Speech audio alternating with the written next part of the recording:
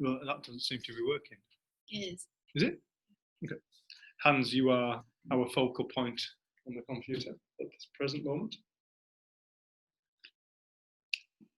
It's lucky you've done your makeup.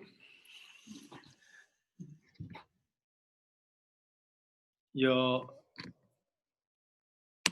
unmuted. Can't mute Hans. We can't hear you. There you go. Now I hear you. Good. Is that okay?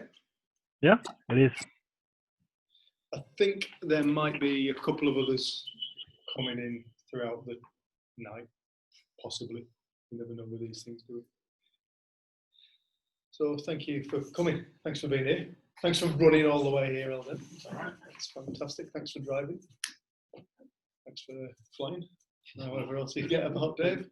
I come in the helicopter. You came in your helicopter today, that's good. How many people's called Dave in here? Everybody's called Dave. We just find it so much easier. Just easier.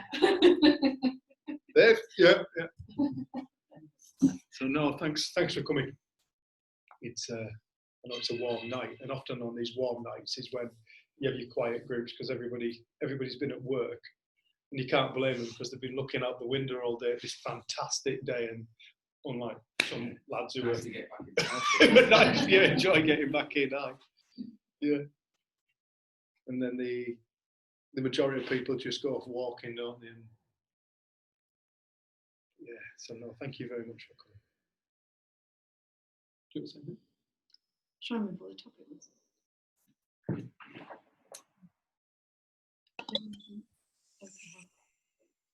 Living life with an open heart. So I think this was your title, if I'm not mistaken. Each week we decide to do this, don't we? We kind of blame each other for the title. And hi everyone. Hiya Sam, hiya Lou. Hiya Carmel. Hiya Lee lad, how you doing? So yeah, that was your title, wasn't it? You want to talk a little about it? I don't remember what I wrote. I think it was because we were desperately trying to come up with a different title that we hadn't used before. And there was a picture on the laptop of some petals that are in the shape of a heart, which you took. They were rose petals. And Hiya Christian. And yeah, I was just considering what learning about the principles has done for my own life. And I think one of the things I've noticed is that because you become more understanding, you become more compassionate, you feel like your heart's more open. It just felt like a nice title. Because I think it's often if we get hurt or, I don't know, I think looking back I can see that within my own life and with people I work with, we grow up and different things happen in life events and things. And then we kind of create this armour around ourselves to protect ourselves. So we call that ego, or we can call it that, whatever you want. But I think the thing about the principles is that you start to drop a lot of that without trying to. So what's left is a more loving, open heart, not through effort, because it was always a good idea to have an open heart and be loving, but it felt impossible. Whereas this seems to just allow you to have that without effort, because it's what's natural to us. And I think you see it with young babies, they don't discriminate like who they smile at, or often when I used to take my niece on the bus, she'd just like wave at everyone and want to hold people's hands, and there's just so much love. And I think it's nice to know that doesn't go anywhere. It just gets covered up with our beliefs and our ideas and our identity. And I know I reserved my love for certain people in my life, and I think this seems to open you up, and you find love for all kinds of things and all kinds of people. So that's kind of it. For life, isn't it? Yeah. We were saying we had a call the other day with a woman. she's a lady who just started speaking with us, and she said, "I can't believe you spend so much time with a stranger." And I just said to her, I said, "I don't really meet strangers anymore." It's like, it was such and when I said it, I realised that that's really true. I generally don't meet strangers, I meet people. and it's like that fear of people's kind of diminished, and you just kind of meet an individual. And I know myself, I used to, spoken on this many times, but I used to be very angry and aggressive, and kind of, I had the superman. I think back, when I look back at it, and I think it must have started in school somewhere. I wanted to be like the big boys, and the big lads are in school, and I think I was quite a late developer, so I wanted to be a tough guy as well. And I didn't realise I just literally carried that right into adulthood. You know, and I was still trying to be a tough guy, and I built myself up, and I was just carrying around this belief that I needed to be something. But when I got to see past that, it was like all that died. And what happened was I found the world. I realized that the whole world is a reflection of our mind. And it is nothing, it's nothing more and it's nothing less. And it was in that moment of seeing that the whole world is a reflection of the consciousness state that I was. The way people showed up, the way that things appeared to take place, was simply a manifestation of my consciousness, the way that I see the world. And so the whole world looked to me as I think, believe. And it was such a beautiful moment, because it was absolute proof in that moment that the whole world exists as a consciousness state that we experience. It looks like we experience the world, but we don't. We can't experience the world because the world is not an experience. It's not an experience creator. Experience creator is consciousness. And the moment that light bulb went off, and I realized, shit, the whole thing's thought.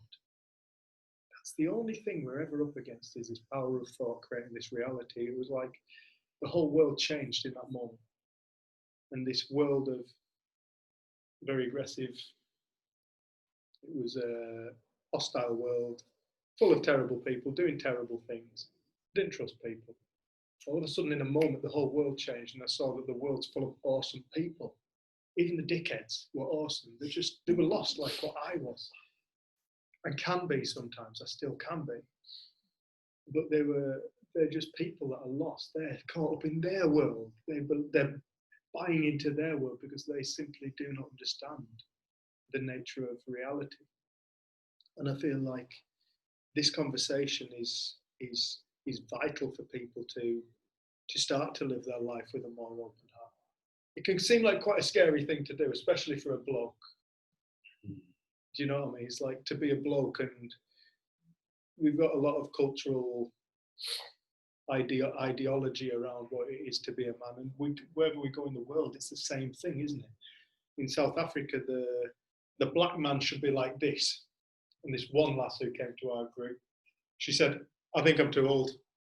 You won't be able to reach me." She said, "I'm too old. You can't teach old dogs new tricks." I said, "How old are you?" She went, 33. And her thing was, one thing she talked about continuously was her brother, how her brother acts like a white man. And I was like, "So what does it include, acting like a white man?" She says, "Well, he wears shorts with socks and sandals." And I said, "No self-respecting white man does that." But she was like, he wears shorts with socks and sandals, and he gets up and he tells my mother that he loves her first thing in the morning, and he kisses her as he leaves the house. I said, "So what? Black men shouldn't do that, no.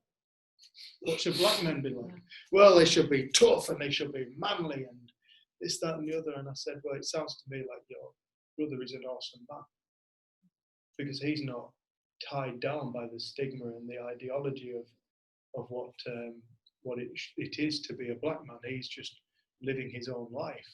He doesn't feel like he has to fit in a box to fit in. He's just being him." And that one of the biggest shifts that she spoke about was how after this training that Jen and I did, she said, "I can just love my brother. I can just love him. He's a good man." And she realised he was a good man. And she's actually on our way. Is she talking about that? She might have died, I can't remember. What's she called? Not Clabisa. I think it is. It's No, spelled Clabisa. Lisa, spelled with an X. Wherever we've gone in the world, we've found that there is this kind of ideology of what it is to be a certain kind of person, and how we kind of live our lives out of that. But I know for myself personally, I have met some really hard men since, you know, I've been working in prisons and I've worked with all kinds of people. And when I've sat down in prison and I've spoke about life and how life has appeared to me in the past and what I've come to realize about it, and I've spoken about this suit of armor that I used to carry around. I put this suit of armor on and said, you know, suit of armor is dead useful, properly frigging useful if you're jousting. But if you're not jousting, you're just walking around with this suit of armor on. It gets heavy and it gets stuffy, and it becomes difficult to walk around in life, and you trip up a lot.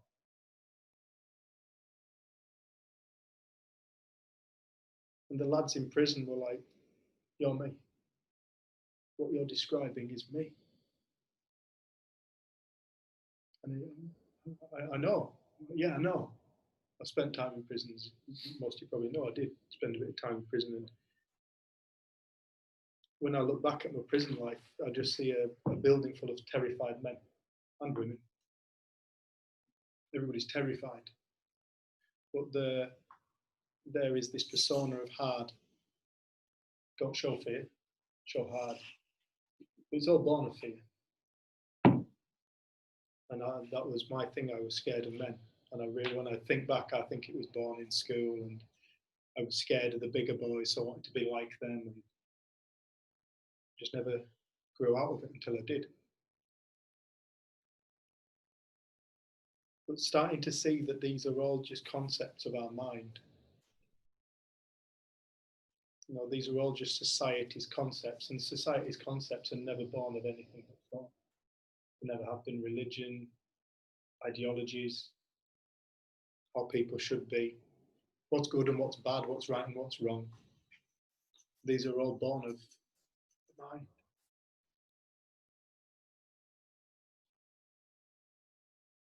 And I found that when I went in and I spoke to the prisoners, and spoke to these tough lads in prison, there was one thing that really helped with communication, and it was love.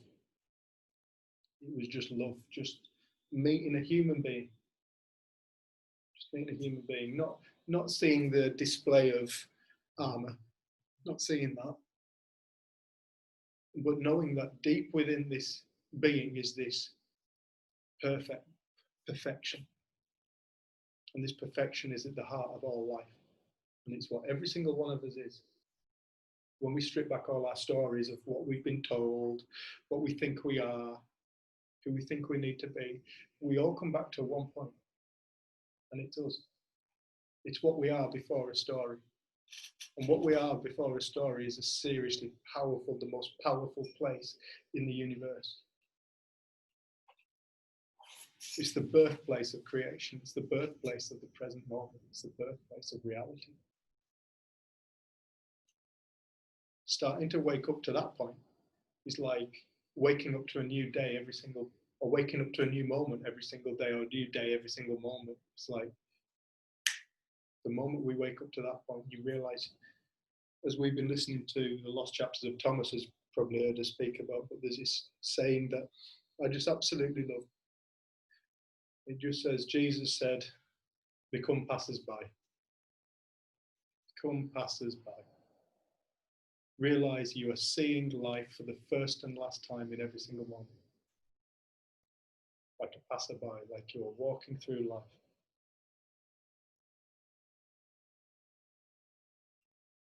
And when you are a passerby, you're not carrying the past, and you're not tripping up over the future. You're just present. And presence is what we are. Underneath all the stories, all the analysing, all the trying to get somewhere. This is why we often say to people, you know, like, if you think you know what you're looking for, forget it. Because it's not it. It's a thought. And the amount of times we spoke to people and said, what does it look like? And, oh, you know, I'll live in constant peace and happiness. No, no.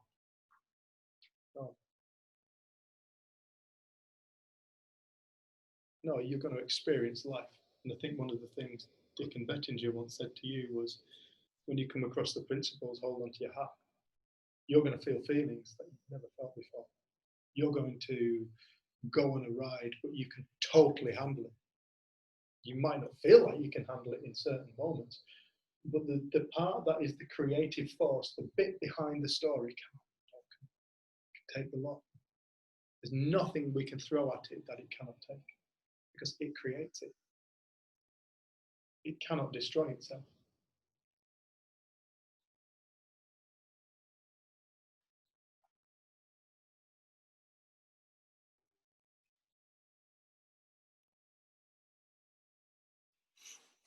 As people's hearts expand, as people's hearts open up, as people, simply another word to describe that is drop their bullshit about one another.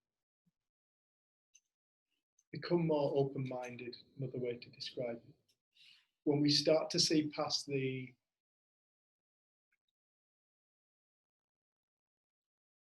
we start to see through the illusion of the reality that we live in, it's like it comes with implications.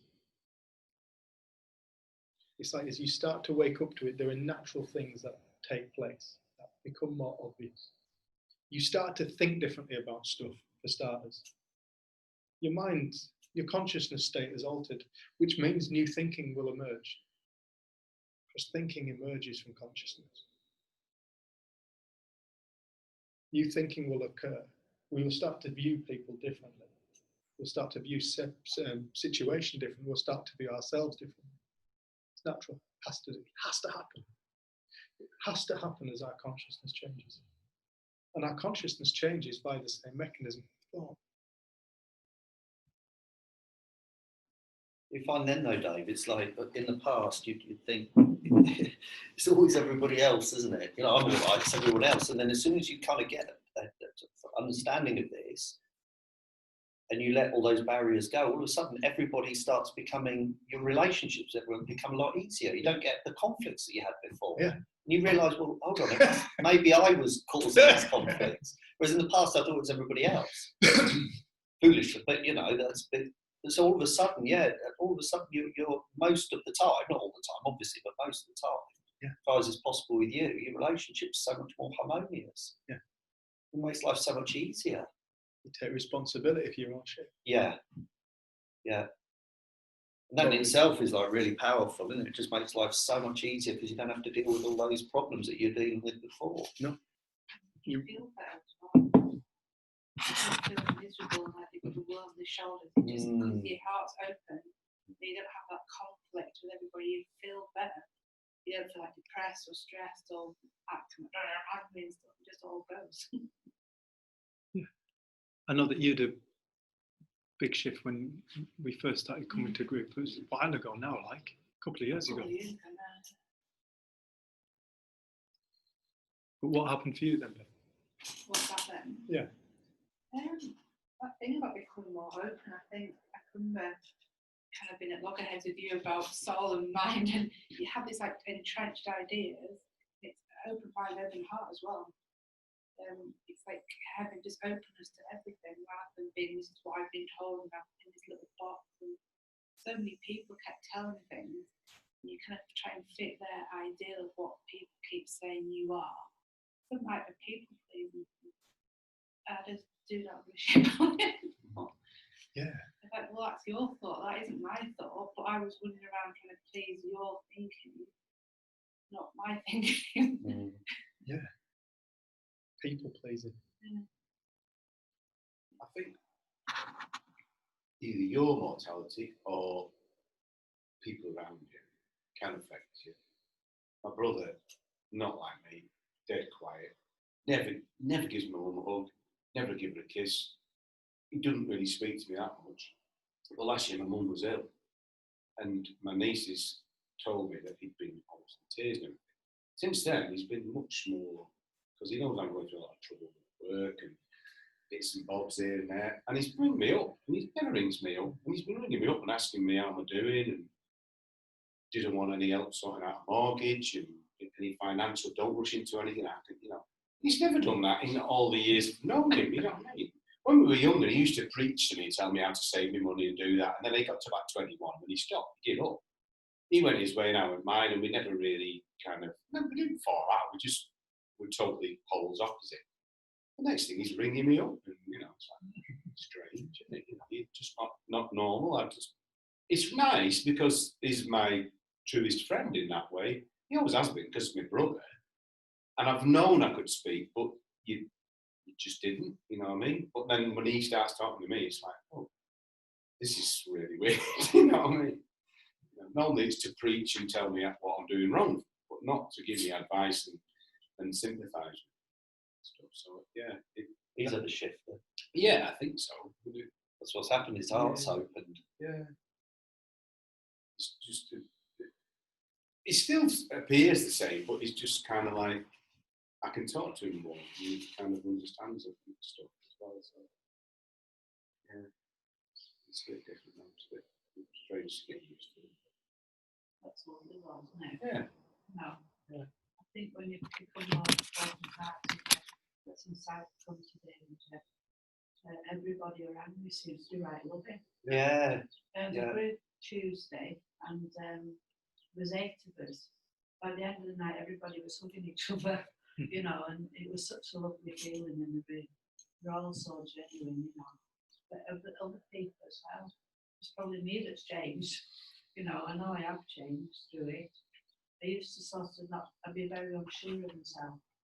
Oh, she's looking at me in a funny way, she don't like me. All that carry on, you know. And just things have clicked more now. And just living a better life, and everything's changed. I've got people phoning me up or coming for a chat or whatever. So I like helping people. And it's all changed, it's lovely. I just feel happy all the time, everybody's loving. So perhaps it's me, but they are loving as well. Enjoyed it. Can I just say before, when you said about friends and what did you say? Strangers. Yeah. What came in my mind was there are no strangers, only friends we get to meet. Absolutely, yeah. You know, and that was a saying somewhere that come out when you were talking. I like that. It's not a nice word, though, is it? Strange. Strange. We were saying exactly the same the other day. Somebody said stranger danger, and it's like, it's just somebody you don't know. What's strange about them? You don't know them. That's all. but you see how much fear people live out of. And it's not saying, you know, don't be sensible and take precautions. It's not saying anything like that. People you know and love are like stranger than people you've never met. So why would you call somebody stranger? It's like, it's not a nice word. It's not a nice word, is it? Is it very northern things like saying hello to people? Yeah. I think it probably is a normal thing. Because I've several people like, you know them, you don't know. It's like, well, why are you saying hello to them? It's like, well, how am I going to get to know them if I don't say hello and speak to them? Like, well, they're strange, you don't know who they are. But like, it's like quite a northern thing, isn't it? But you go for a walk, you just like, yeah, morning. You just like talk to people and say how you doing, and they're not a stranger anymore. It's like, I think it's just just a person, I think isn't it's it? just this country, really. I think it's that kind of way, isn't it? You know, I go to Australia and New Zealand, and if I go in a cafe and I sit down, I'll actually try and make conversation with people, and people talk to you about all sorts of stuff, and you know, and they don't seem it's weird. Like you'll be on a train going somewhere, and you say, "Oh, do you know what?" And then it's just start talking to you.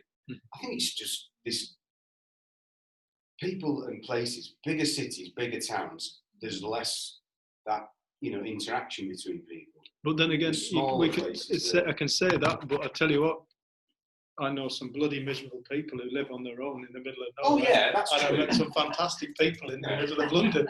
Yeah. So it's coming back. Oh yeah, there is no one size fits all. No, there's not. It's very much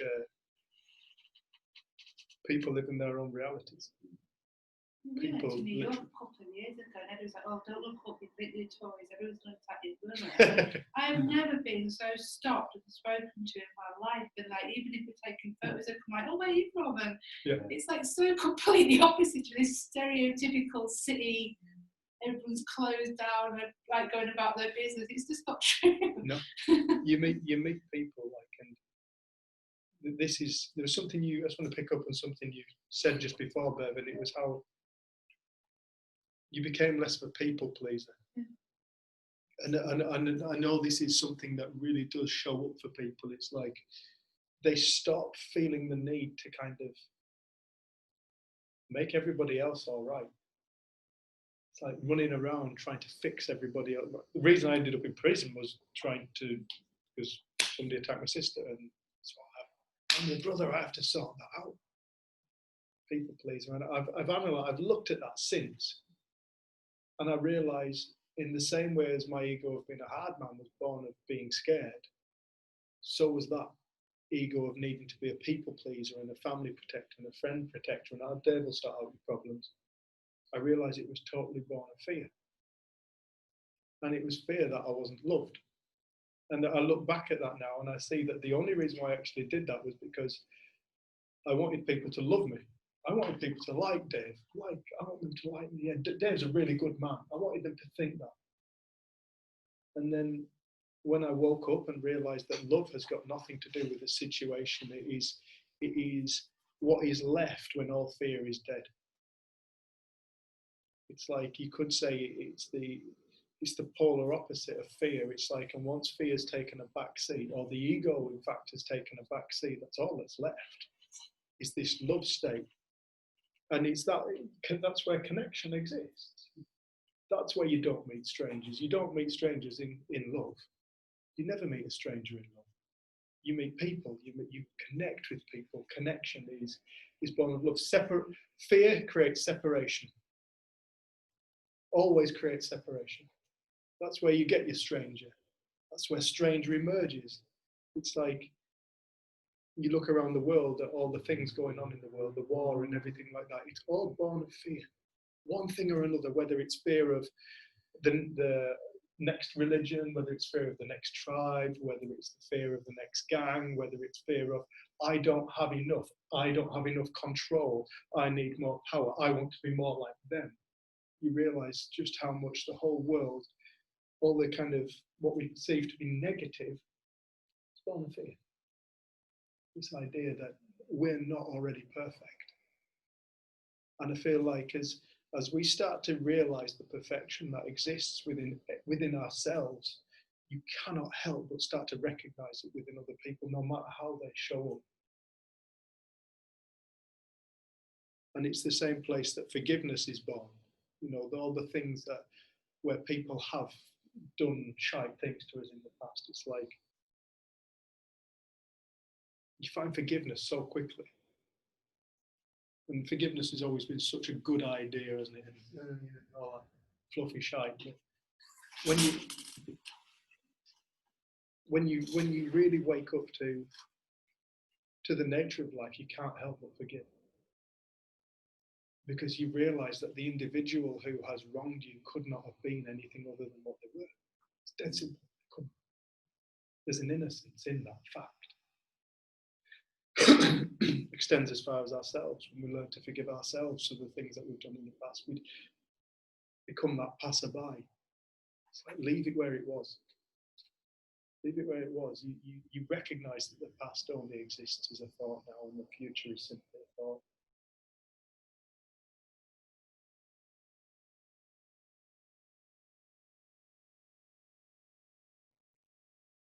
When you were speaking, I was thinking we've been asked to go out to the Congo to work, hopefully in October, and the guy that's kind of arranging it is a refugee from the Congo living in Johannesburg, and he had been in monastery since he was 11 years old.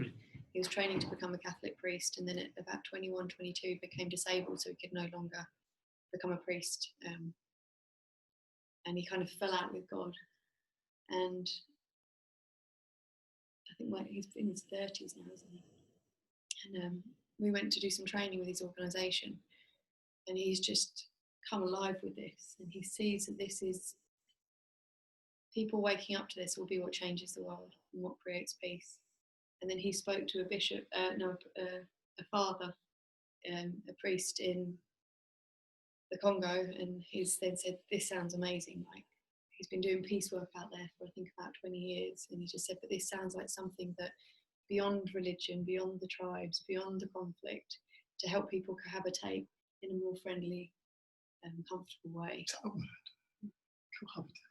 I think so. That's what he, well, the thing is, I've been using, he keeps emailing us in French, and then I use Google Translate to understand it, so Must be true. I have no idea. Sorry. But he's had this one conversation with the guy from South Africa, and then this priest has just totally gone, wow, this sounds incredible. So then he's told his bishop, and they can see that there is so much beauty in religion, but people are going to have different religions, and then that has created conflict and fear. But they saw that this was something common. This was something that we can all learn about, which is common to all. And there isn't a hierarchy, and there isn't a better or worse, and there isn't a more wise and a less wise, and there is no middleman. There is just recognizing the truth of how our experience is being created, and realizing we don't know anything. Like, that's so grand, that statement. It's creating all of this life stuff. I think the respect that we gain and the insight that comes, you realize how natural it is and how inbuilt it is for us to have new thought and insight and to see things different. But when we get stuck in like ways of being, we feel boxed off, because that's who we are. That's how I've always been. And if we don't know that that's a creative thought, it will look fixed and real, because the nature of this stuff is that it creates a reality for us. And if you look at the word reality, it's like it's real. It's real for us. But to know that my reality changes moment to moment to moment, depending on how I think. I can go from living in a very fearful place and quite anxious to feeling totally open and in love with life again. And you see, what is it that's changing? The world is the same. Sometimes it seems like the world is just this terrible place and people doing terrible things to one another. And that's all I can see. And then in another thought, in another moment, the world is incredible and beautiful, and I see people doing kindness everywhere. And it's like, what are you looking for? What do you see? And we worked with someone recently who said when she was a guide in New Zealand on the Abel Tasman Trail, she got an eye for these particular orchids. And she said that she could spot them everywhere, and she was always pointing them out to people. And, oh God, how can you see that? It's so tiny. But she had eyes for it. And I think when we have eyes for what's terrible, what's wrong in people, in places, in the world, we see that. And I feel like this just allows us to keep refreshing or cleaning our eyes to see again and to see again. And I'll always remember doing a talk with Dr. Dickon Bettinger, who's here next weekend. And he'd been talking for, you were sat in the audience, he'd been talking for about 20 minutes and hadn't noticed that I had tears streaming down my face. And then I was like, I just want to kind of explain to everyone what's happening. There's about 80 people in this room. And I'd had my mum, my dad, my mum's best friend, all sat in the front row. And my mum's best friend had said to me on the evening before, I couldn't even think the first half of the day, just seeing you sat on stage speaking in front of 80 people. She goes, you were that tiny little girl that used to hide from the world. You never spoke to anyone. And when she said that to me, I just gained such a respect for how my life had changed through this understanding. And I just got filled with gratitude, like I was just brimming with it. And then I looked at my mum and my dad, and it was like I felt like I got to see them for the very first time, not as my story of who they were and what they're like and how they brought me up, but I just got to see them in the most neutral, loving way that I hadn't experienced before. And I just felt so overwhelmed. And I wanted to share it with them. And then I just said, but it was weird, because then that just expanded, and it expanded for the room, and it expanded to just everyone. And I hadn't really experienced anything like that before. And I was very private crier. I definitely didn't cry in public. And it was just this most bizarre thing. But it was like, wow, like my mum and dad looked so different to me without my ideas and my stories of who they were and our history. And, you know, it's not that I've kept that up, and like there's times when we piss each other off and, oh, you're doing that again. But it, like, to have that experience of what connection and love feels like without all the conditions and ideas and beliefs. And you see what it is that gets in our way of our relationships. And I think you just gain respect for that. It's not that you can walk around with these clear eyes all the time that I know of. I'm not saying it's impossible, but I've never met anyone who doesn't have a bad moment or a bad day or be judgmental or any of those things. But to know that it's possible, that without our ideas and beliefs and thoughts and judgments, you would only see beauty. And there's something that's happened a few weeks ago within our life, and that someone has, I felt like they've kind of wronged me, and it's been the weirdest experience because lots of people around me have felt very angry and justifiably angry, and then I spoke to my cousin today and I said, it's weird. I said, I can only feel compassion, like and love for their family, and it's not that I haven't felt upset, but it's weird. I'm like, wow, where is all that? And my cousin I was speaking to today, she goes, well, I just want to punch them, and I just want them to be punished, and I think you should phone this person and tell them that. And I was listening to the conversation, and I get it. But she's protecting me. She's wanting to protect me. But I can't, it's not there. And then there'll be other times that I've seen, you know, someone, there was a thing on the Facebook that someone had killed a dog on a train, and I just, like, the amount of hate that I felt and the amount of just wanting to get that person was unbelievable. And again, it's like, we're going to feel things. This isn't about any way of feeling. This isn't about being a certain type of person and only having those kind of feelings. But you get to see we are the recipient of what we think. We experience it first. So staying and buying into hate and judgment makes less and less sense, because we are going to feel and experience that. And I think that's the logic and the truth of this will keep clearing things up for us, because it doesn't make sense. If we don't know that that's what's happening, it makes perfect sense. And when we don't see that every single being on this planet is living out of a thought-created reality and doing what makes sense to them, and they cannot be any different if they do not know, if they do not have a new thought, compassion is born. Because you're like, I do things that I'm not proud of. I act in ways where I wish I'd been kinder or gentler, but I didn't know any better in that moment. And to know that to be true, I just think you get compassion for yourself, you gain compassion and understanding for others. And it's as simple as that. And then we will get caught up in our creation and we'll lose sight of it.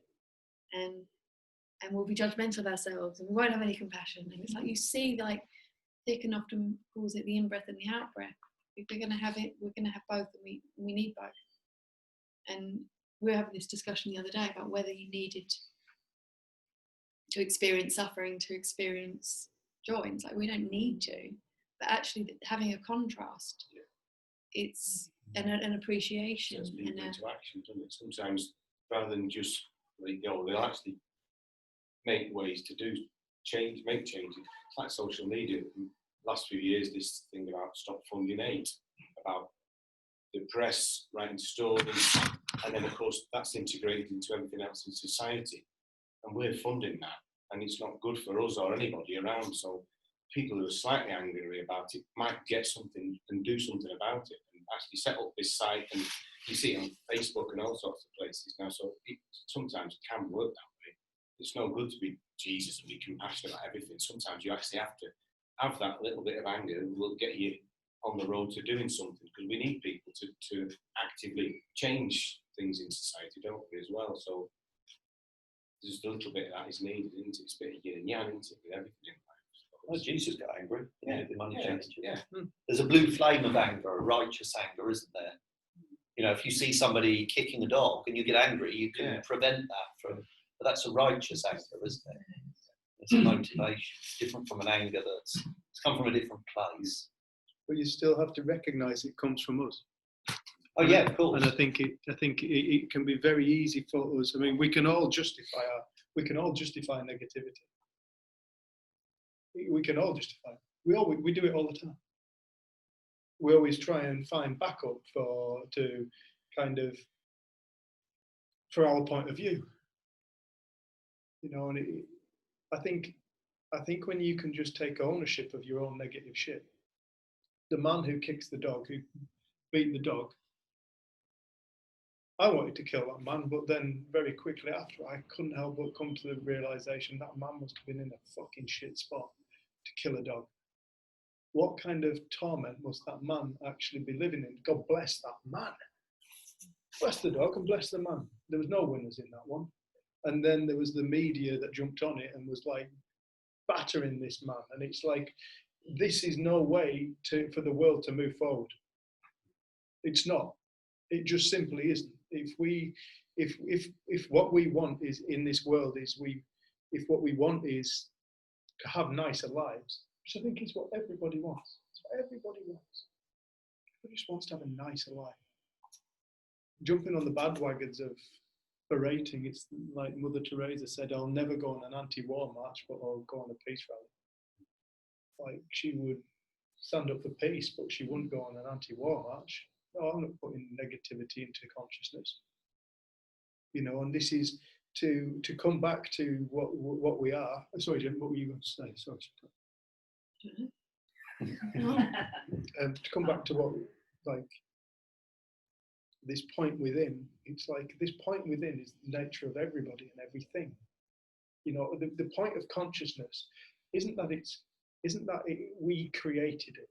We don't create consciousness. It creates us. And so there's this invisible force behind all life, behind the plant, behind the spider in the cobweb there, behind the bird that's just flew past the window. It's like there's this force of life that's taking place. And it's not a human-made thing, it made humans. And in that, there is absolute knowledge. The ultimate knowledge. It created an entire ecosystem just on planet Earth. God knows what else, everywhere else. But just on planet Earth, it created a whole ecosystem that works together as a collective. Everything has its place. Everything, bees pollinate plants, the plants produce food for X, and this does that, and everything kind of works together. It's like everything, when you really take a good hard look at the natural world, you realize it's one action. It's one action. The whole thing supports itself. There is no separation. There's the illusion of separation, as in the different organisms, but every single organism plays a part in the whole, and this whole is called existence. Everything is required for existence. And it's one.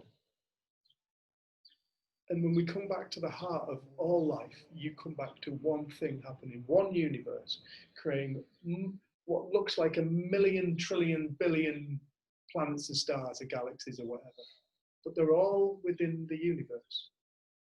They're all housed within this one universe. Then you go within those galaxies, you go to the planets, and you realize the animals and the beings that we're not aware of yet. Or maybe we never will be. But they are us and we are them, because we are all that same universe. There is within the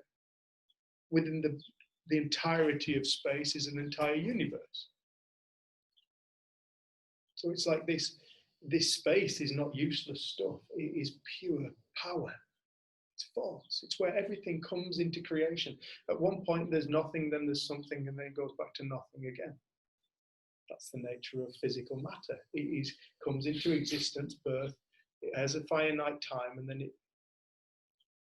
it goes. Everything in the universe will do that. Because matter takes form, has a finite amount of time, and disappears again. But it doesn't leave. There's nowhere for it to go. There's nowhere for consciousness to go. It can't go anywhere because it's entirely it. It's entirely what is the universe. So it's like when we start to open up our minds to beyond what we see, beyond the everyday stuff that we get to bear witness to and touch and hold and talk about, you recognize that there is this thing that is taking place that is allowing all that to happen. And you can't see that, yet you see via it. You can't think it, yet you think via it. You can think about it, but it will never be it. It will be a thought. We're talking about the creator, and whatever we think is creation. Whatever we feel is creation. It's always after the fact. And in this place is like it's where everybody's connected. It's where everybody is one. And it doesn't matter what our skin color, what our gender, whether we like this or we don't like that. It doesn't give a shit if you're a jihadi or if you're a Christian fundamentalist. It doesn't care. Because at the heart of everybody, before their belief system, is this ability to have a belief system. This force of life that allows people to think and feel and behave. And when people don't consider that, they will see themselves as a separate something, as a separate entity in this world. And we all know people who feel isolated in life or lonely. They suffer. They suffer. But in finding this connection to everybody, you find this connection to your truest of selves. And in that place, you can never be lonely. It's like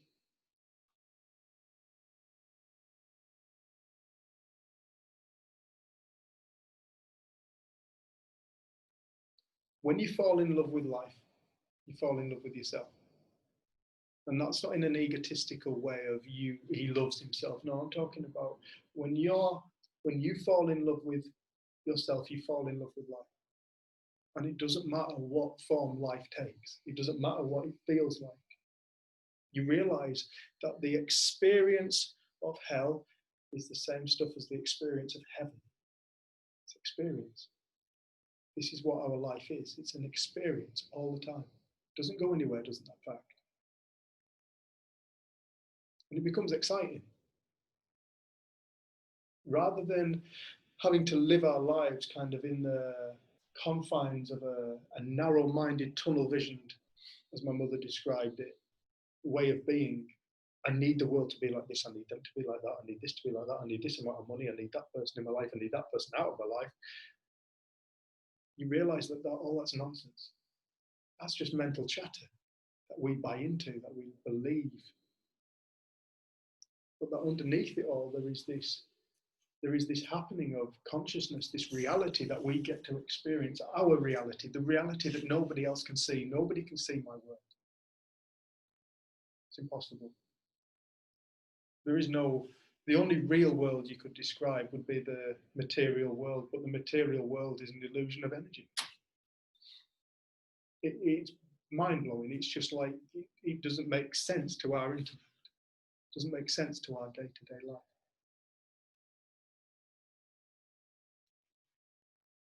But religion, all religion is pointing to is God. Every single religion is like a gateway to God. It's like a story or a metaphor or a stepping stone to realization of God. And why do people want to realize God? Well, because life becomes fun. It's where we can handle everything. And it's not God as in a man, as in a being, as in a thing that's over there. As Gordell put it, he said, God was always this man who was far, far away from human beings, sitting down, watching and judging us. Oh, he said, but God isn't that. God is within me. He said, somehow I am this creator. Somehow I am this God, is how he put it, wasn't it? He realized that this creative force of infinite potential courses through him. He is the God of his life. Behind the story of who he thinks he is, all the ideas of what he's been told, everything he wants other people to think that he was. which he never has been and he never will be. Those are just stories, dreams. Is this force that doesn't go anywhere, this creative potential that has created all suffering for us as an individual. It has created all the joy, all the love, all the ill feelings, all the regret, all been born of this one place, this state of consciousness and thought, creating reality. As people get in touch with that, as people start to wake up to that very, very, very, very, very simple, it sounds too simple, that the entirety of our reality can be thought. Sounds far too simple. It looks complicated, does this world? A lot of shit things happen. You telling me that over there does not make me feel bad? What about those people that are doing that? What about the person that did that to that person? You're telling me that that does not make you angry? No, it doesn't make me angry. It can't make me angry. It doesn't have the power to make me angry. What has the power to create anything within me is this God force that we are, that creates reality that we get completely lost in. That's the only thing that has the power to do it. As we start to wake up to that, life just becomes easier and fun. It becomes like a roller coaster. It becomes like a roller coaster where you have your ups, you have your serious downs, which can be quite terrifying. You hold on by the seat of your pants and it'll level out. But you realize it's a ride. It's all a ride. You'll get off when you get off and your time's up. But you can totally handle the ride. There's no part of the ride that we cannot handle. Yes, sorry, what's your name again? Janet. Janet. Yeah, Janet. Yeah. So I think I'm hearing two things. So Jenny was saying it's almost like we go up and down with life, and that's great, and that's change, and that's the way life is. And then I hear you saying, I don't need to get angry. I'm like, well, isn't anger part of the expression of life? And totally. It's just an energy. It's not positive or negative. I'm not really understanding why it's sounding a bit like judgmental when you're saying I don't get angry, like you shouldn't get angry. No, not at all. Oh, okay. No, not at all. No, I get angry. Right. I got the situation that Jenny was talking. Sorry if that came across like that. I really never meant it. Yeah, the situation Jenny was talking about, I haven't felt so angry in such a long time. I mean, I really, really lost my temper. I can't say exactly what happened because there's some stuff happening with the police and stuff. But needless to say, I was amazed by how upset I was. That we are robust, what we consider to be fairly robust human beings who've got a bit of insight into life. And this really knocked both of us in different ways. I got very angry, you got very upset. And I rung this man up and he said, come round and talk about it. I said, no, if I come round your house now, I'm going to beat the shit out of you. There's absolutely no way I'm coming round.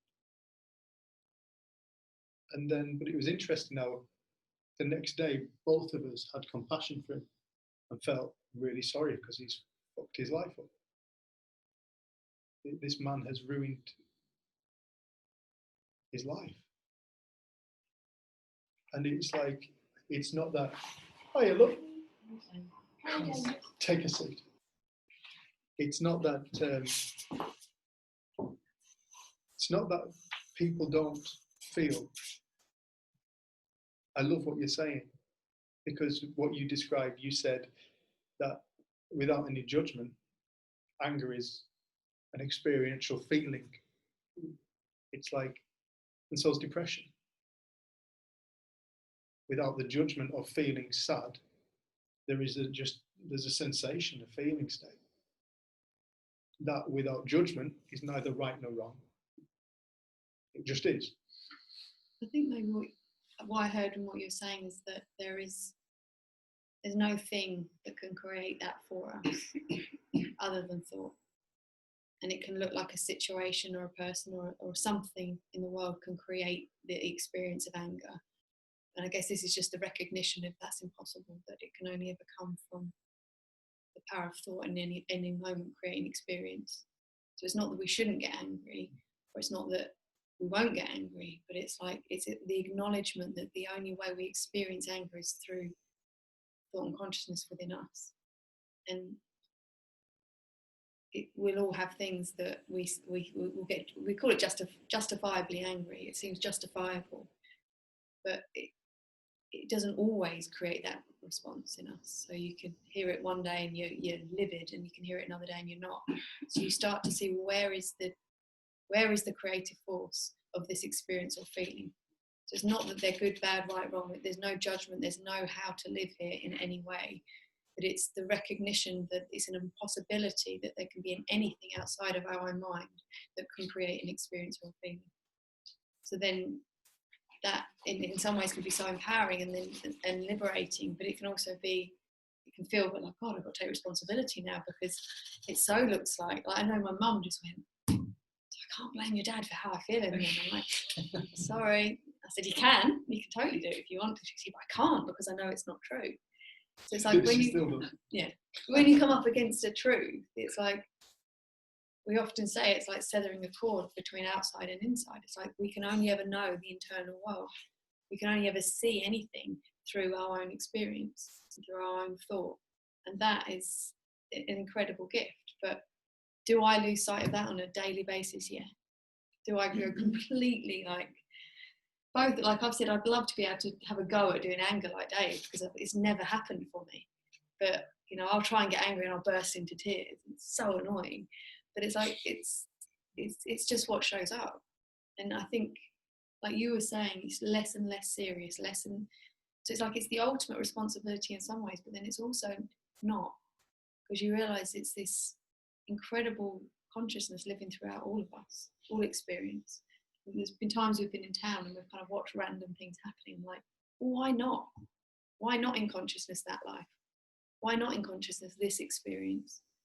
But you see, we have our ideas of how we should look, or how life should look, or others should look. And then we're always going to be judging ourselves in accordance to where we should be or where they should be.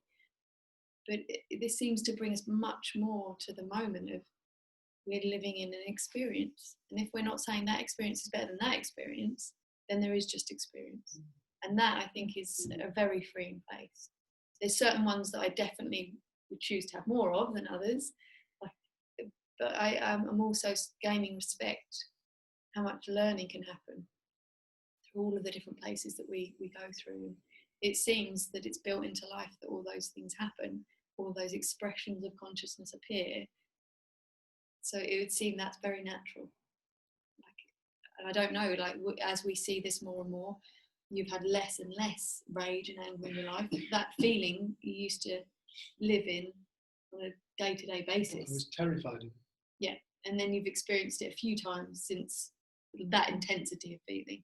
So it's like there seems to be a more gentle way that we can live.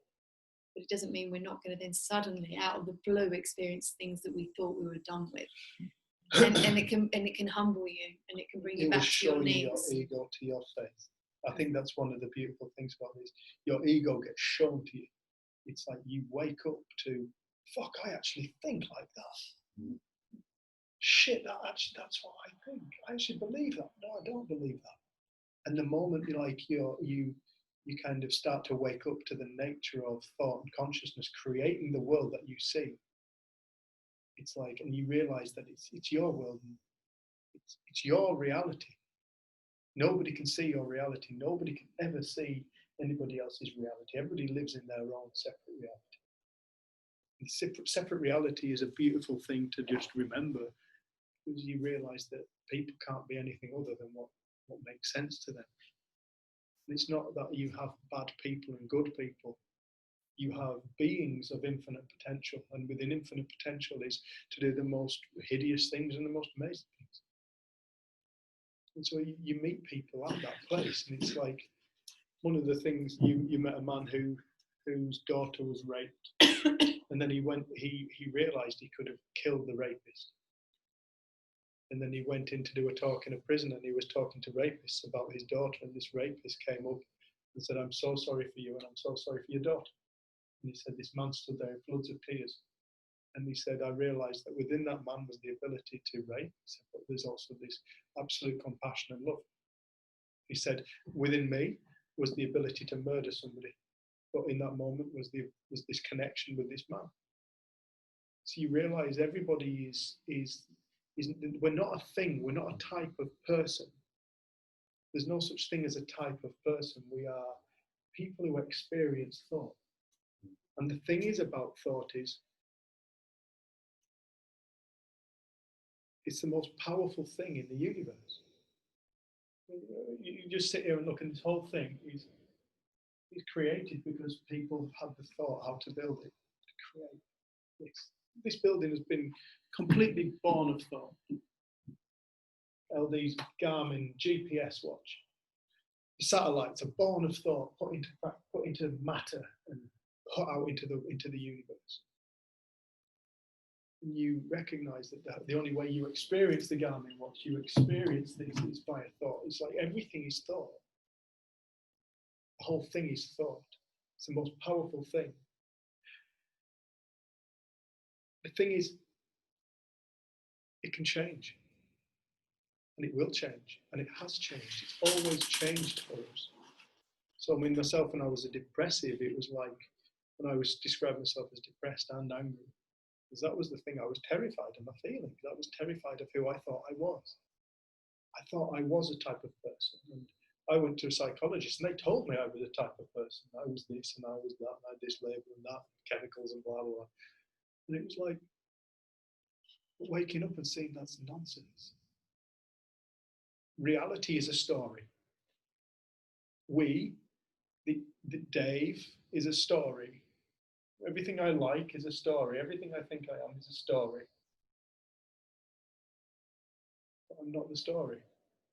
This is simply an illusion of my mind that I tell people this is what I am, this is what I do. I share 3 principles. I'm a 3 principles facilitator. I'm an ex-tree surgeon, ex-druggie, blah, blah, blah.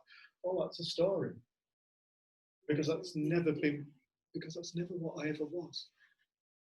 Everybody will view you differently. Doesn't matter what story you tell, every single person will view you differently. That's right. No two people see the same people.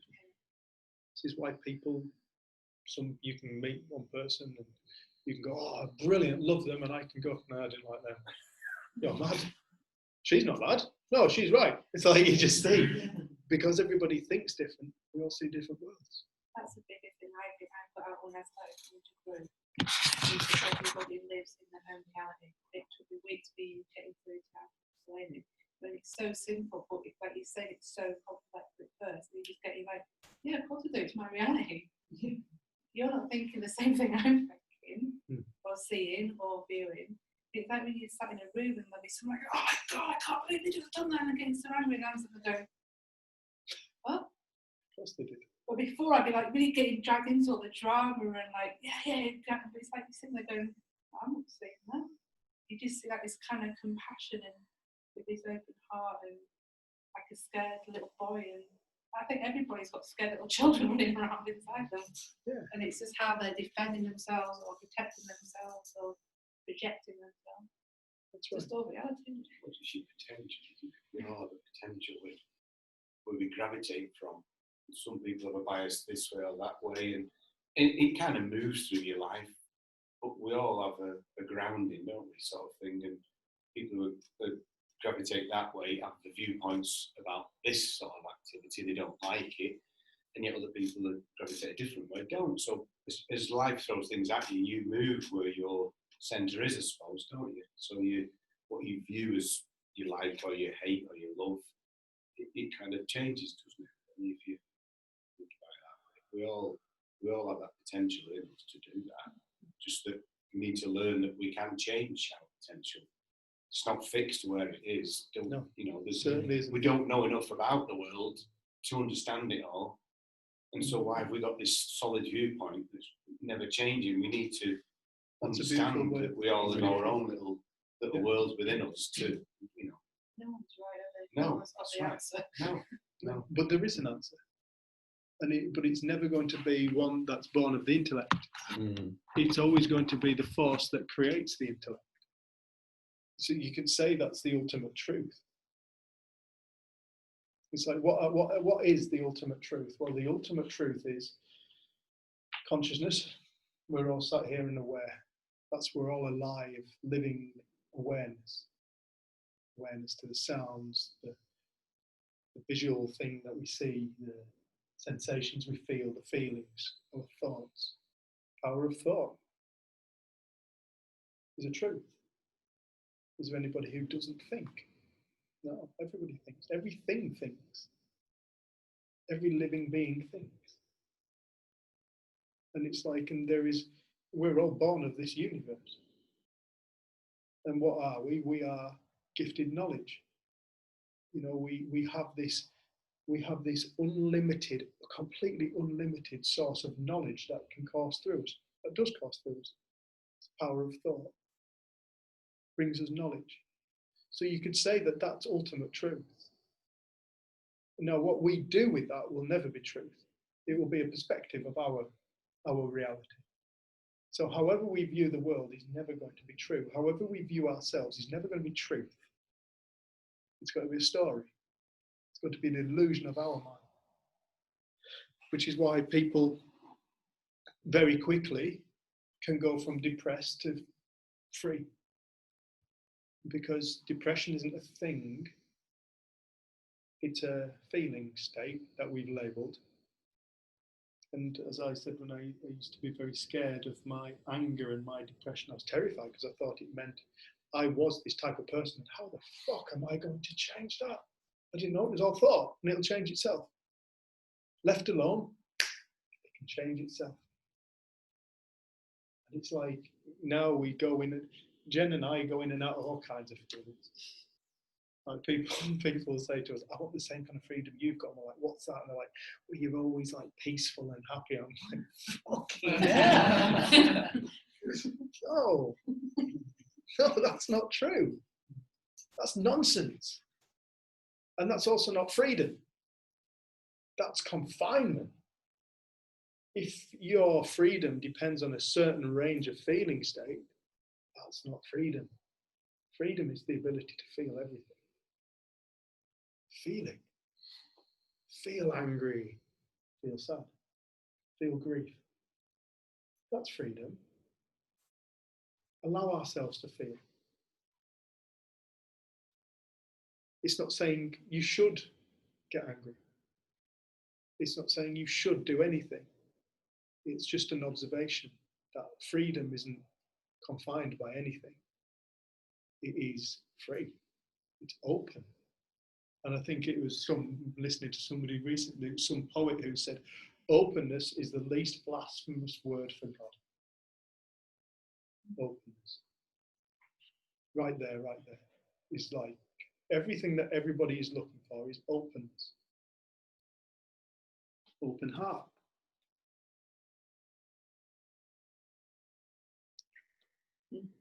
We'll have a brew. We'll take 10 minutes. And if anyone has questions, you can type them in on the break, or you can unmute yourself afterwards and ask them. Do you want to pause it? Oh no, Northerners are miles better than Southerners. No, I'm kidding. No, there's just people, isn't there? I think everywhere in the world we've gone, like even when we've been in Johannesburg, where people are like, oh, it's going to be so dangerous and it's going to be this. We've just been met with so much kindness. And just waiting for 2 more people. They're just coming in. People have been really friendly and helped us and given us directions. And that's what I was saying with New York, because everybody has that kind of stereotypical view, and it's definitely not what we found at all. Anyway.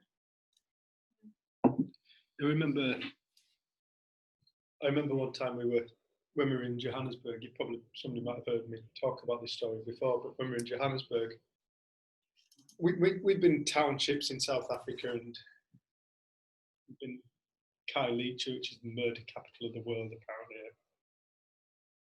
But it's like, I remember being in Cape Town, and this lad, we've been for a meal, haven't we? you're probably sick of this story. We've been for this meal and we had a time. Very nice. And well, we got there and went to go and pay, and I've left my wallet. I left my wallet in the car. So the woman was like, "Okay, you go, you stay." So Jenny had to stay. I had to walk back through Cape Town CBD. And as I was walking through, this lad started shouting at me from across the street. And then he crossed the road and he came up to me and went, give me money. Give me money. And I said, I haven't got any money. I could honestly stand there and say, I haven't got any money. And he went, don't make me rob you. Give me money. Look at you. Of course you've got money. And I was dressed head to foot in Ted Bacon, nice stuff. Like, it was like, of course you've got money. Look at you. Give me some money. And I was like, I haven't got any money. And then, so I carried on walking. I was a bit scared of this fellow. Like, one of those moments you get told about. And I remember, if you'd asked me 6 years ago, what would you have done in this moment? I'd have said, I'd have fucking pummeled him. I'd have beaten the shit out of him. I'm not taking a chance he's got a gun or a knife. I'm going to beat the crap out of him and I'm going to make sure he doesn't get up. But it was nothing like that in this moment. It was, he walked alongside me and he was hassling me. And don't advise this in the slightest. This is not what to do in anything like that. But what happened was, I put my arm around him and I just asked him his name. And you could see he was the one who suddenly went on the, what the fuck? He was like, he was the one who kind of, and he said, Alex. I said, I'm Dave. I said, I haven't got any money, man. I said, I haven't even got my wallet. And I said, what do you need money for? I said, I've got a kid. I said, I need to feed myself. And we carried on walking. I just kept my arm around him. And he had a handful of stuff. I can't really remember what was there, but I was aware of it. Anyway, carried on talking. About 2 or 3 minutes, we got back to the car. And I just said to him, I said, get in. And then he was like, what the hell? I said, get in the car, jump in. So we got in the car and I said, right. We pulled up just outside, just down from the restaurant. And I got talking. I said, tell me about you. Why are you doing this? Why are you doing this? He said, I'm just got out of prison for burglary. He said, I don't want to rob people. He said, but I can't get work. I said, you're hungry? He said, yeah. I said, right. I said, well, Nando's is across the road. I'm vegetarian, but you might like it. And he said, no. He said, if you're going to spend that kind of money, can we go in that shop? It was a convenience shop, which is the point where you came down and were like, what the hell are you doing? We've been gone about 45 minutes. Yeah, we've got a long time. And so we went and paid the restaurant, didn't we? And then took this lad into this shop. And this man bought nappies and he bought long life milk, he bought porridge, mini pop. He bought tea bags and toilet rolls. And then he said, can I get this box of biscuits to share with my friends so I can tell them all about you? And I said, just get what you need. And he got this box of biscuits and that was it. He didn't take the piss. And I said to him, right, do you want a lift home? He went, yeah, please. And on the way home, he picked up his girlfriend, who was, I don't know if she's a prostitute or very heavily done up girl, very pretty girl, like, and stood on this street corner and picked her up. And she was like, why are we in this white with these white people? Wasn't she in the back of the car? You could see her. She was scared as well. And anyway, so we pulled up and I said, whereabouts do you live at, Alex? And he said, drive to the top of the hill, I'll tell you when to stop. And he just went, stop, right outside this field. And I said, where do you live at? Over there. And he pointed at a pile of tarpaulins. And I said, can I come and see your home? And he went, no, Dave, it's not safe for you in there, you can't go.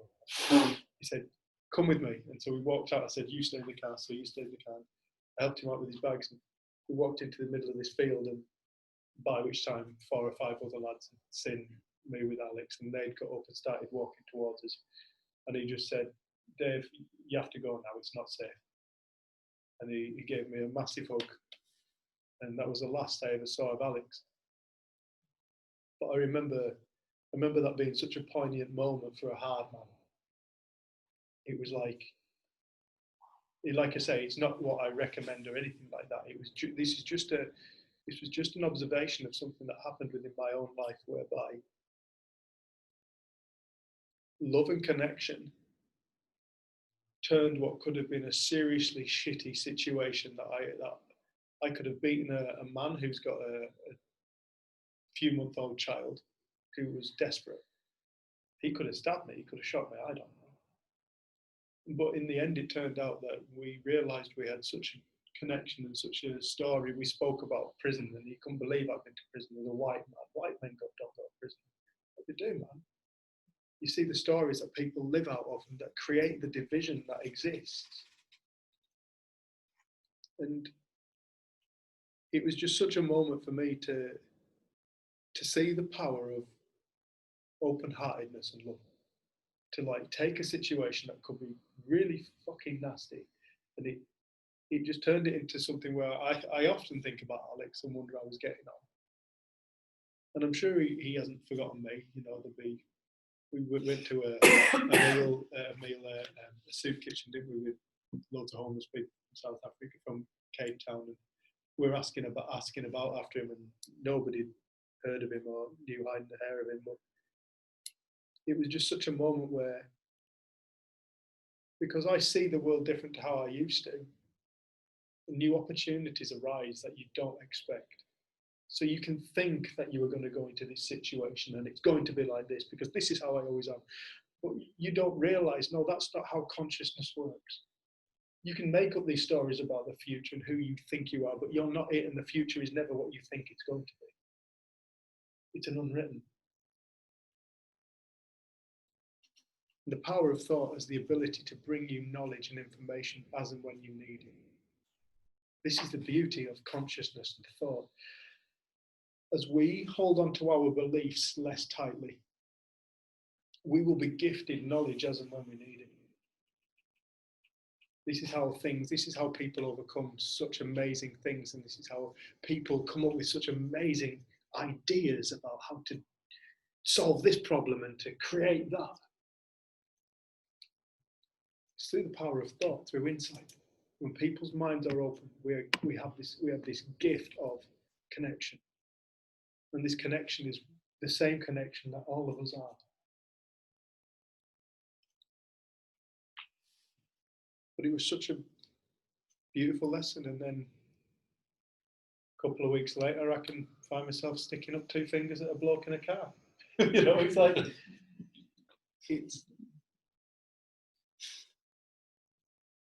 it's not to say that that's how life is always spent, but there is an acceptance that is found, and acceptance is one of the kindest things that human beings can possess. Just acceptance for life as it is.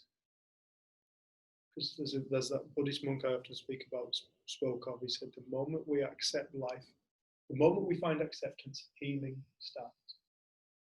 The moment we find acceptance, our healing starts.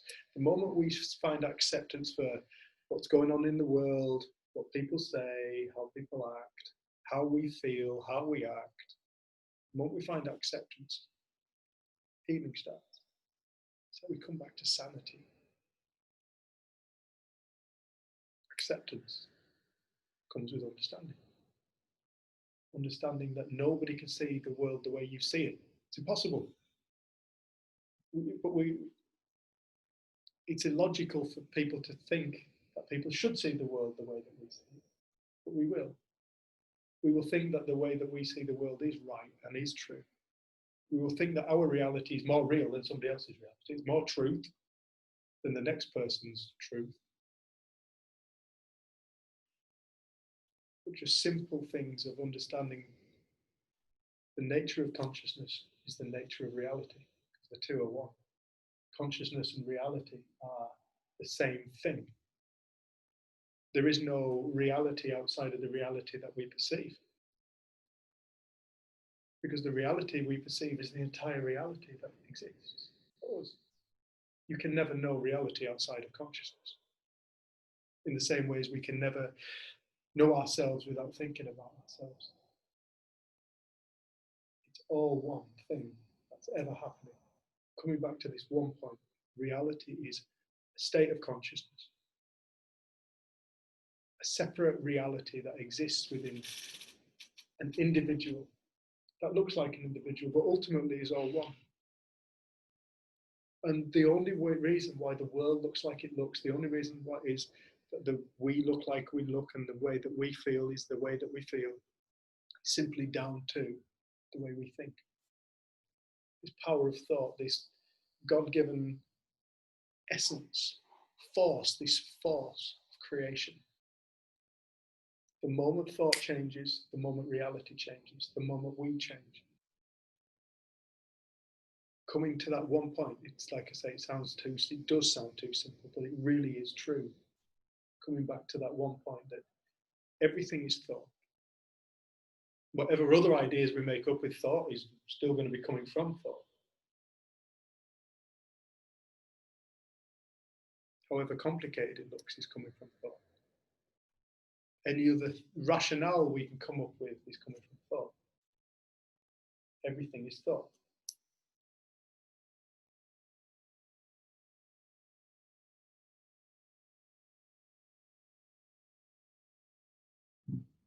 It's just also important to remember that when we say thought, we're not saying that we really understand it or know it. Because we can say, oh, it's all thought, but I've got no idea really what thought is as a power. And I think Sydney Banks was the first man he was the man who kind of had the insight around the principles. Said, thought is God. Consciousness is God. Mind is God. But he saw that God was suddenly a very loaded word, and it really can turn people off, or some people love it, some people hate it, and you realise that. But he was saying that there is these three words that he used to describe what's happening. And the more that we see that, the freer we feel. But like, I don't understand. I remember hearing Dave speak about thought in nature, thought in trees, and how he'd observed things in his tree surgery days. And it just suddenly, my idea of what thought was just went, it become very human. I'd made thought a very human thing, this power of thought, and I'd kind of made it thinking. And hearing, and I'd kind of talk about consciousness as mind as the spiritual ones, and thought as being the one I kind of understood. And hearing thought described within trees and within the natural world just expanded it and meant, I don't know what thought is. I don't know what that power is. And it will humble you, because as soon as you think you know what something is, you box it off and you limit yourself. But it can't be known in the realms of intellect. I feel like we get a sense or a feel for. We get a sense or a feel for something far greater than what we know or can imagine. And I know that Sydney Banks would often say to people, like, it's all in a feeling. The feeling is coming from this power of thought, but look for a feeling. And I think he was just reminding us that we live in thought and feeling constantly. And he'd often say that the feeling is almost the visible face of thought. Like we might miss the thought, but we have the experience of it with our feeling, and then we'll label that. But he'd often speak about, don't listen to my words, because you will find argument. It's like, it's not in the words. It's, the word consciousness cannot be directly translated into Russian. When I was doing a talk there, they used two words to describe what I was trying to describe when I used the word consciousness. They have a very different word, I can't remember any of them now, for thought, and a different word for mind. We've just listened to a lot of talks where a friend of ours is speaking to some of the refugees in South Africa, but in French. and we can pick up a few things. There's some similarities, but they're not using the words we're using, but they're still trying to describe and point to the same truth. And you start to see how in so many ways the words can get in the way, because we'll have an idea of what that word means for us. But I know that on my first course, the man that taught me just kept saying, if there's something inside you that resonates with this, just go with that. Don't try and figure it out. Don't try and get your intellect around it. If there's something inside of you that can hear this, you'll get a feel for it. And I never really knew what he meant until like the last day, when I just came out feeling different. I was like, my whole family thought I joined a cult or I was on drugs. They thought I'd gone mad. And they would say, what is it? What is it? What did they talk about? So I can't really remember much of the course, but I feel different. The world looks different. Life is different. And I would then put words to it, and say, oh, I've had a shift in consciousness, as if I really understand or know what that means. But we could also say, like, our ego has started to collapse. Who we think we are, all our beliefs, our ideas. You've kind of seen the creation of who you are for what it is. And when that happens, it can often fall away, or you're less attached to it or bought into it. Or I laugh at my own ideas and identity, and in a way that I never could. I could never laugh at myself. If someone laughed at me, I'd get all embarrassed or cry or hide. Or this is in adulthood, not just as a kid. Like some of the things I've described to you, really, and it's that total self-obsession. Like we're obsessed with ourselves, how we're doing, how we're feeling, how do we appear. But when we're not on our own mind, when we're not thinking about ourselves, then we don't exist in that way. And we find ourselves much more present. And it isn't a doing and it isn't a trying, but it's just being. And there's a logic and a wisdom built into life. And we spend a lot of time reviewing how we have been, or I wish I could be more. And we forget that we're in and out of different experience all the time. We get lost and caught up, and then we calm down, and we're in all different feelings throughout the day. So naturally our minds change. But there'll be certain things that we just go to war with, that we don't like, and we just don't want in our lives anymore. And we give it all of our attention and we focus on it. But we don't realise that throughout the day, our mind is very kind, that it has thought and drops thought, and it has thought and drops thought. Like this morning, Dave went to work, and I was in the house on my own, and like all of this thinking about what happened a couple of weeks ago came in, and I was really emotional. And then an email would come in, and I'd get back to the email, and like all of that emotion would just disappear, and I'd just be writing the email. And then I phoned my friend, and she had this huge rant about it all. I thought, wow, I feel totally different about it than you do. And it's been so interesting, because I really saw, like, when my mind is focused on that thing, I can feel really emotional and upset, and that's just what happens. And then when my mind is focused on something else, then I'm in that experience. And throughout the day, our minds will do that, just quite naturally. But we've got so fixated on what we think and how we feel. We spend so much time thinking about that we don't feel present. We don't feel like we're being. And it seems too simple, because we're like, oh no, but I need to. And like when we go camping, it takes me a good 24 hours normally before my mind stops wanting to do something or get something done, or I should be, to just being where I am camping. And it's the most natural thing that we're pointing out to people. Like, we live in the experience of thought and consciousness, and what we think we feel, and we'll go in and out of different experiences.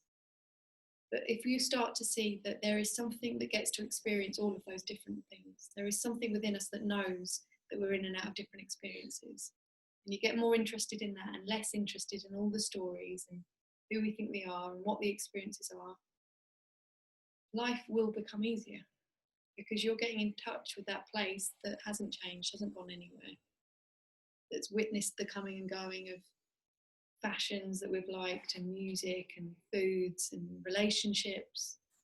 Like, we've both been through divorce, and the other day you read some old letters and you got really emotional. It's like you could be back in that moment, but it's all right. It's not like I need to avoid that kind of feeling, or I need to feel that it means something about now. Like, I felt there is a freedom that comes with understanding that you get to feel life, but you don't have to do it as much as you think. I always remember stopping my nieces from arguing because the older one was trying to get the little one to not suck her thumb. And I just said to her, it's not your job to tell Ishka what to do. It's not your job. You don't have to do it. Take it off your to-do list. And she went, all right then, and I just relaxed.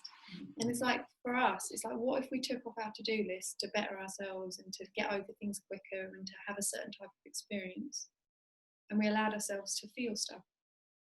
And it seems like the most stupid thing to point out, but how often do we not let ourselves feel? I haven't got time to feel that, or I need to not be feeling like this, and I want to feel like that, and I should be like this. I should show up like this in this situation because, and it's like there's so much thought upon thought upon thought, and so much of it is unnecessary because we're built to learn and to live and to evolve and to change.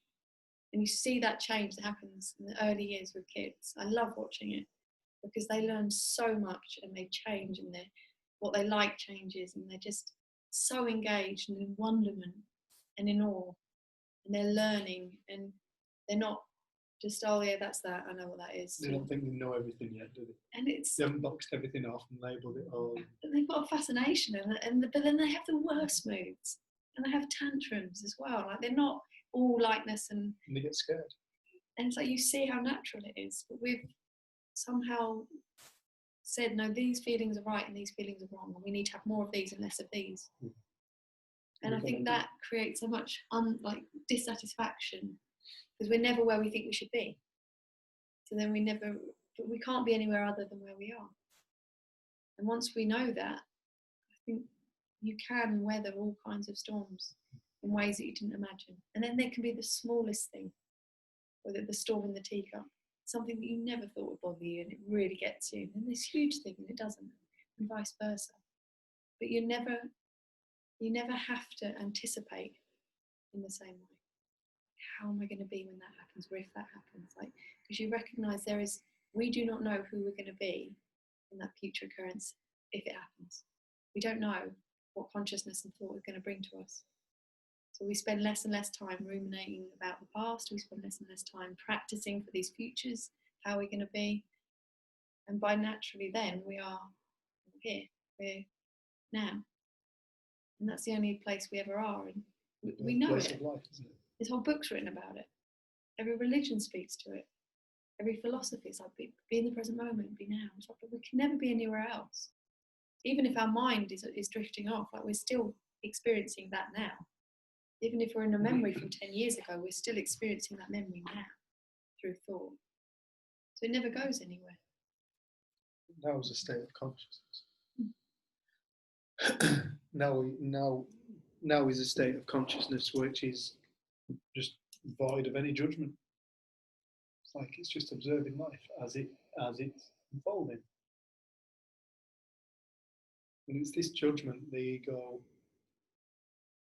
same thing, that does create all our suffering. As you were speaking, some Christian once said, I remember you said, Christian talking to us, and you said, it's funny, I realised when I go and meet my mum, I'm one person. When I go and meet my mates, I'm another person. When I go and see this, I'm another person. And he said, all these faces I kind of put on to go to meet people, who am I? And it's like, it's such a thing to notice, such a beautiful thing Christian noticed. Then it's like he could see the different personas that he adopted when he met this kind of person, or that kind of customer, this kind of persona, just all this ego, these different ideas of who we think we should be in order to fit in with people. But people don't realise that the best version of themselves they can be is just them. You know, it's like when we're just us, it's comfortable. And people gravitate towards those kind of people when people are just like nice, open-hearted, people just being themselves, or even if they're just people who are fucked off, and that's just where I'm at. It's like the honesty of life, the honesty in that is useful for people. It's like it allows people to be honest with themselves. You know, so much suffering is created from us thinking that we should be something other than what we are. But the thing that we think that we should be is a complete and utter illusion of our mind. The thing that we think that we are is a complete and utter illusion of our mind. So coming back to the point that we're not what we think. We're not. We've never been what we've thought we are. We've never been anything that we've thought that we are. We can't be.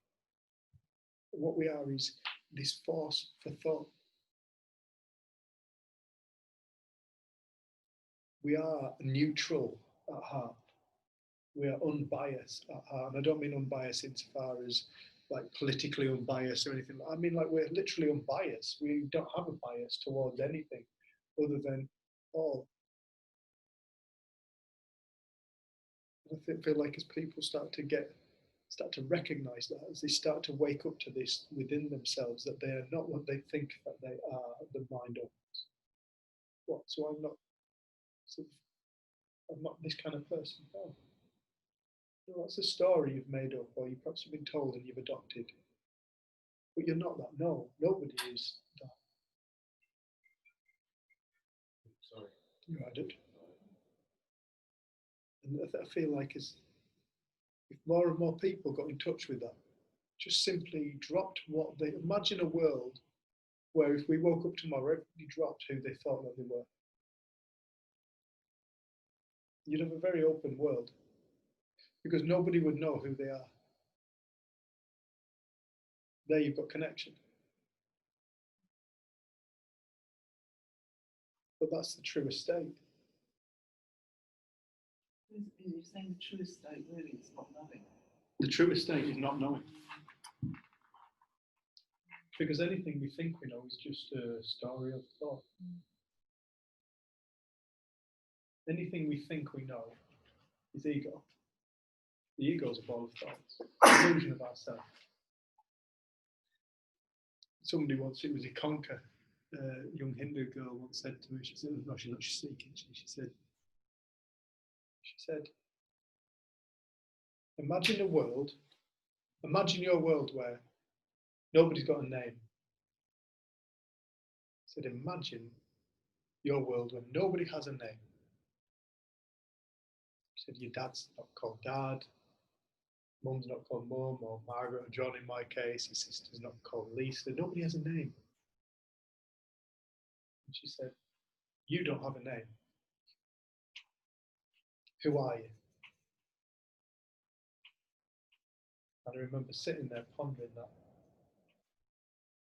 And the only thing I could come up with was everyone. Outside of the labels that we tell ourselves, and we've adopted all this bullshit, these labels that we've adopted for ourselves. We are everyone, and everyone is us. We are already connected. We're connected to ourselves. People go looking for their true self through stories, through, am I this, am I that? Is this my true self? Is that my true self? No, none of it is. You can't find your true self with your intellect. You can't work your way, you can't manufacture the realization of your true self. The true self is the bit before it all. Just knowing it's there. And maybe one day you'll get a glimpse of it. But you don't need to get a glimpse of it in order to have an awesome life. You've just got to start to understand how life works. And it works in the opposite direction to what we think it does. We think reality happens to us and we're subjected to it, as opposed to reality happens through us. Two very different, 180 degrees. It looks like the world happens to us, a world of events. We get up every morning, work shit, blah, blah, blah. It starts to rain. Oh, it's freezing, and I'm laying my bricks. And that's a good thing because it's freezing. I can have the day off today. Go back to bed, yeah. And it's like this world's happening to us. It looks like this. But to recognize, no, the world is happening through us is 180 degrees in the opposite direction. The reality we see is not the circumstance. The reality we see is the stories we make up about the circumstance. This is why everybody can look at the same circumstance and come up with a different opinion about it. because we all live in our own worlds. Really, all the time. And it's a thing thrown about, you know, oh, he lives in his own world, she lives in her own world. No, but it's the truth. And nobody can ever get out of their own world. And nobody can ever see into anybody else's other world. Because this whole thing is a state of consciousness. So the idea of co-creation, like how we, as individuals, creating it, am I creating everything? Because I suppose I always thought I'm co-creating. So my little piece of consciousness is co-creating with everybody else's piece of consciousness to create something. When you say something, what's this something? See you both. Okay, thanks for coming. Speak to you soon.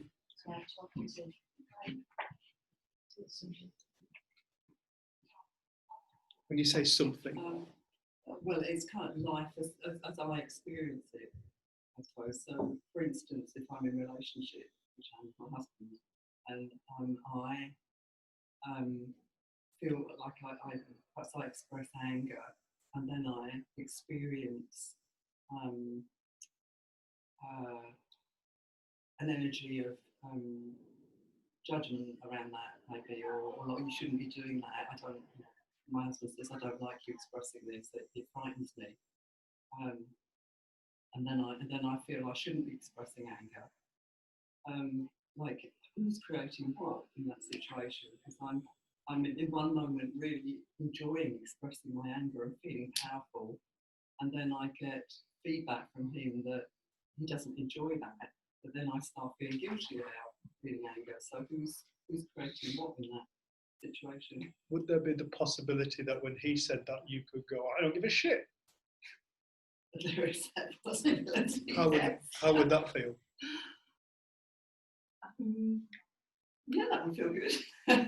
All right, so it's like, is there another way that you could think about it that would look different again? You could have, I'm sorry. Shit, yeah, I'm sorry. And you could feel sorry about that. But you would notice how it looks like the other person's words has the ability to somehow have an effect on you. Yeah. It looks like that. But in the same way as if you were to not give a shit, that would feel very different to feeling guilty. You would see that however you think about what your husband says absolutely creates the reality you feel, creates the world that you perceive. It's that simple. So the moment we think differently about something, it's like, it looks like, oh, people do this, you make me feel guilty. No, you make you feel guilty. This is, Jen says, it's like the ultimate responsibility. Nobody can affect your consciousness. It's yours.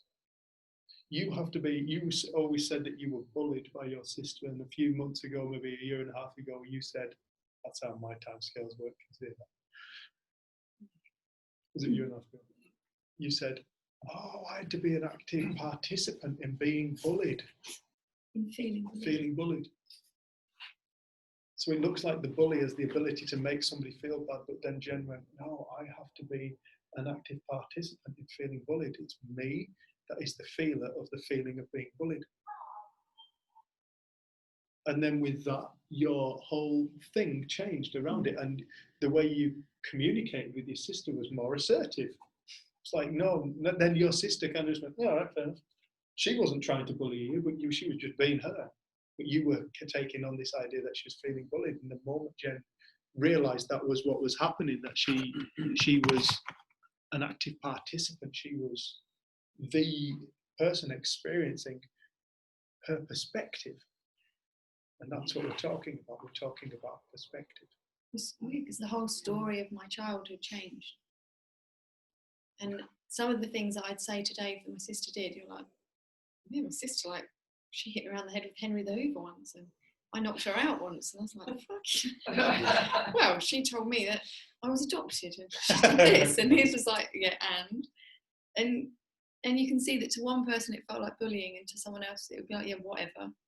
So you see, you have to realise that the way that we experience life is coming from us. It can't happen any other way. Like, I know that there'll be a customer maybe that would be unhappy with you when I was helping Dave with tree work. So Dave would need to phone them. I'd just be sitting there going, oh God, it wasn't even my phone call. But I'd feel really uncomfortable with the fact this person might be cross with Dave. And you were like, I'm just going to phone up and deal with it and sort it out and apologise if I need to. And you see that it was, I wasn't even being the one that was maybe told off, but I still felt like, oh my goodness, this is terrible.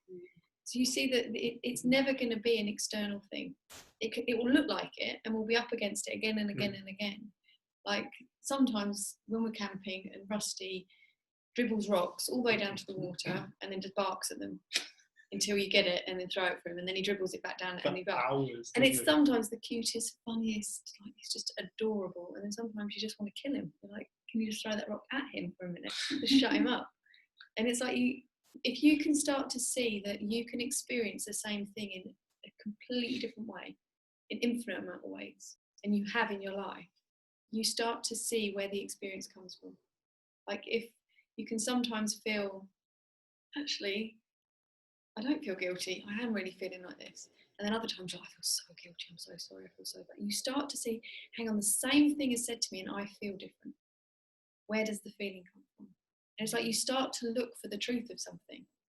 Because in the idea that someone else creates a feeling for us, or a world or a circumstance creates a feeling, there will always be exceptions. So it cannot be a truth.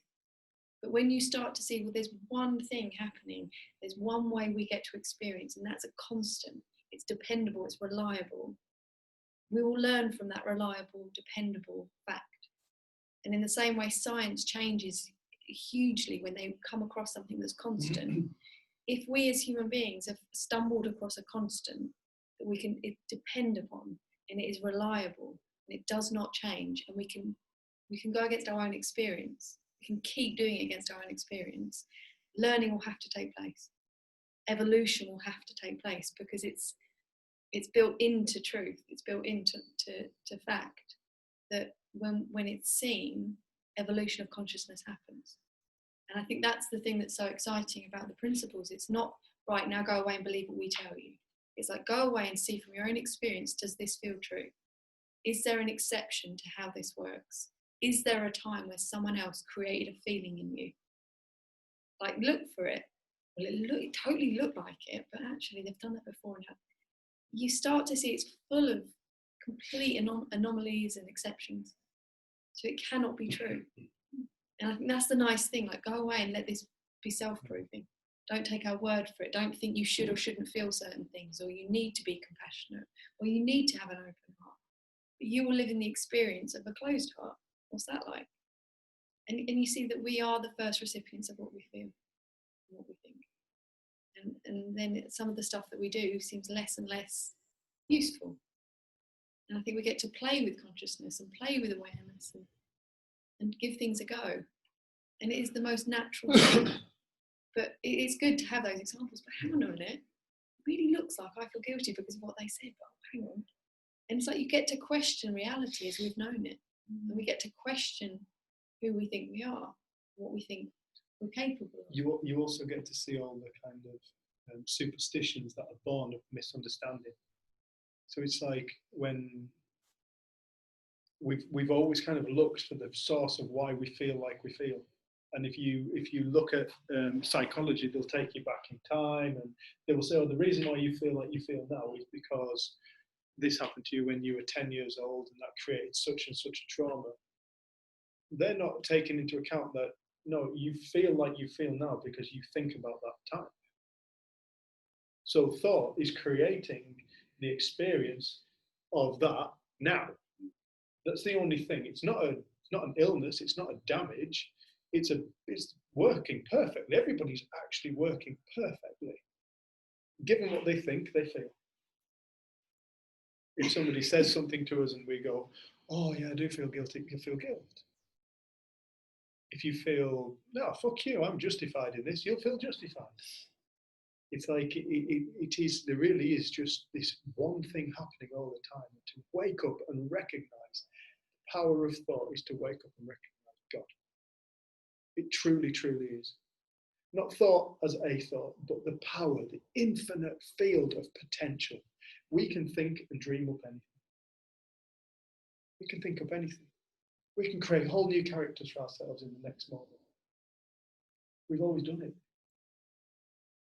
This power of thought, power of consciousness, there's two things, the same thing. Mind is the same thing. There's no separation in this stuff. It's all one thing. There isn't a mind, a consciousness, and a thought. It's all one thing taking place. They're words. Words are, imagine thought without words, because we had to learn words, but imagine thought without words. What would that look like?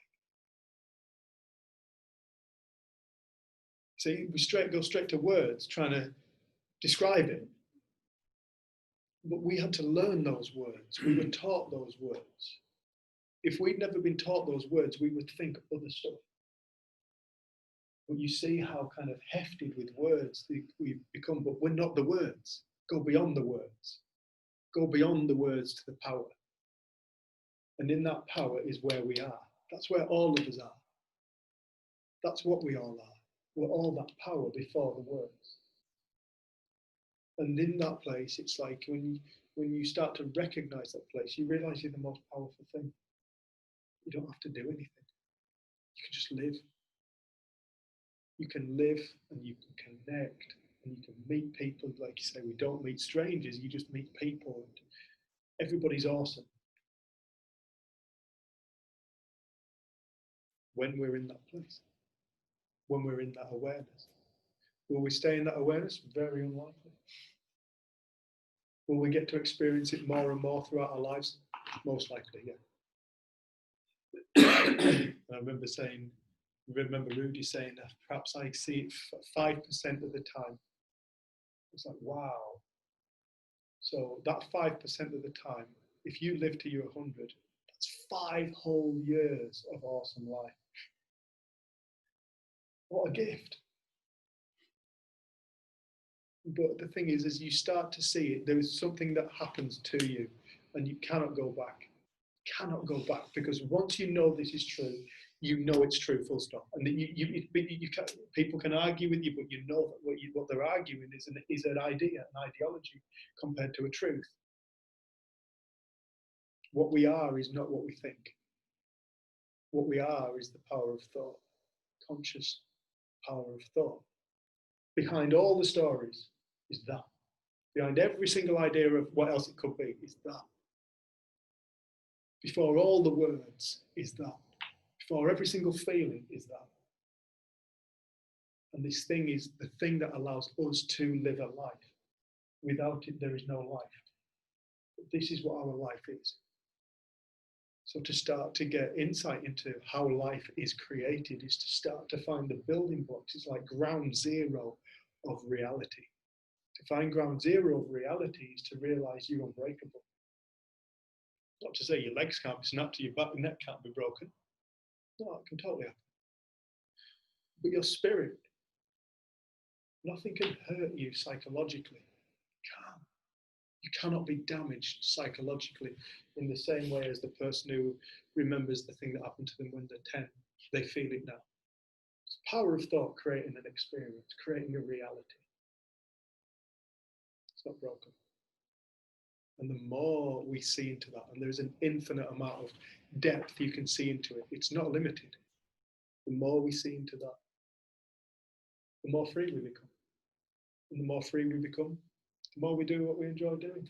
Because we realize that the only thing that separates us between us and an awesome life is all the thoughts.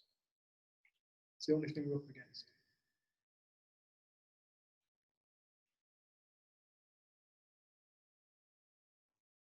I'll just read this that Emma's put. I think this must have been a while ago. Hi, Dave. I had a very similar situation the other day too, Dave. I just did what occurred to me in the moment, and I didn't have much added thought going on. It was a beautiful moment between two human beings.